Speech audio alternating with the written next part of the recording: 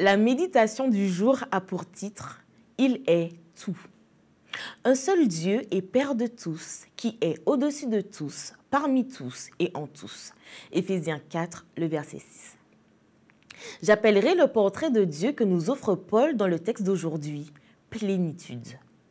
Si seulement nous pouvions lire chaque expression et méditer ses implications pour nous, nous serions grandement bénis. Permettez-moi, s'il vous plaît, de faire une humble tentative. Un seul Dieu. Cela signifie non seulement que Dieu est unique, incomparable et inimitable, mais aussi qu'il nous montre où tout commence et finit.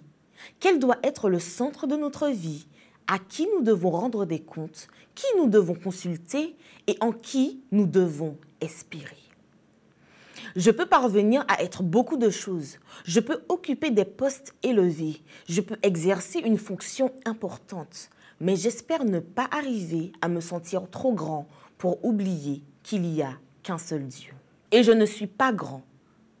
C'est l'Éternel qui est le Seigneur. Père de tous signifie que, quelles que soient nos différences, nous sommes tous frères et sœurs, enfants du même Père. Dieu n'est pas le père de quelques-uns, l'oncle d'autres et le grand-père du reste, mais le Père de tous. Si seulement nous nous placions sous l'éclairage de cette déclaration, nous aurions une meilleure idée de notre valeur et de la valeur des autres. Il n'y aurait pas besoin d'ériger tant de barrières entre nous et il nous serait plus difficile de nous nuire mutuellement. Qui est au-dessus de tous ? Nous ne sommes pas le centre du monde. Seule notre ignorance peut nous faire croire que nous contrôlons les choses. L'histoire va là où Dieu lui dit d'aller. Et je dois comprendre que dans ma famille, dans mon travail, dans l'église et dans ma propre vie, il est au-dessus de tous. Pas seulement au-dessus de moi, parmi tous. Si Dieu est parmi tous, ce qui m'inclut, nul besoin de vivre dans la peur, parce que je ne dépends pas de ce que les hommes peuvent faire. Mon avenir est entre les mains de Dieu.